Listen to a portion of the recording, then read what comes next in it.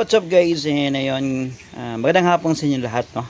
So, ayun, pag-usapan natin yan ngayon. Ang isa sa mga issue ng Motostar GPR Z200, Z200S. Alright, tingnan natin kasi sa akin medyo lumabas na yung issue niya. Kasi nga, sa dating vlog ko, pag nababasa, ayun, magkakaganito talaga. So, kung may mga nag-post, may nag-vlog na rin na ganun din problema nila. So, light, pakita ko lang sa inyo guys, no? Ito kasi, ito yung itsura niya. So, pag dito nababasa yan, ayan. So, alam ko, pagkatapos na mababasa, and then, papaandarin mo, so yun yung lalabas yung issue. So, sa akin, medyo nabasa siya. Hindi ko na napansin na umulan, and then hindi ko nalagyan ng takip, ayun nabasa, kaya lumabas yung issue.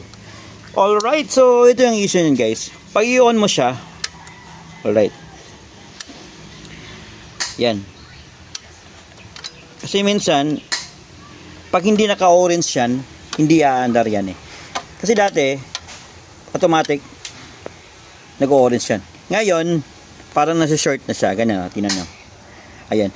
Hintayin nyo na talagang mag-orange siya, tapos lumalabas yung neutral, lalabas yung neutral na green, saka mo start. Minsan kasi, pag papaandarin ko siya, pag i-on ko siya, hindi siya nagkukulay orange. So talagang makikita mo yung zero, number of kilometer na natakbo na niya, tapos yung indicator sa gasolina, pero hindi siya na umiilaw. Ang tendency nyo guys, hindi yun aandar. So, ang gagawin nyo lang, dito lang yan guys eh. Sa tingin ko dito yung nababasa eh. Pag nababasa yan, medyo siguro may mga wirings yan na nagsushort. Kaya minsan hindi siya, minsan nagmamalfunction yan. So, nangyari na lang sa akin guys na tumatakbo ako around 800 to, no, from 800, ano ba yan? 70 to 80, tapos biglang nag-stop yung makina.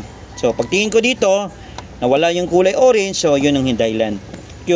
So be careful guys. So pag nangyari sa iyo yun, hindi umandar, tapos isa sa mga dahilan na basa, ito, make sure dito yan. So gaganyanin mo lang yan, alogin mo lang yan guys, kasi I'm sure dyan yung problema. Sa switch na, sa engine switch na yan. And then may ibang problema na rin, may ibang problema din na lalabas. Ito mas matindi and mas mahirap i-diagnose dito guys sa anong tawag dito, kill switch, engine switch.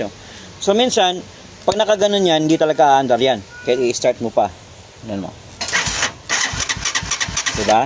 So gagana yung battery pero hindi siya aandar. Pag nakaganon yan, ayan, aandar yan. Pero pag nalagyan niya ng tubig, ang tendency niyan, naka-off yan pero naka-on yan pero dito naka-off.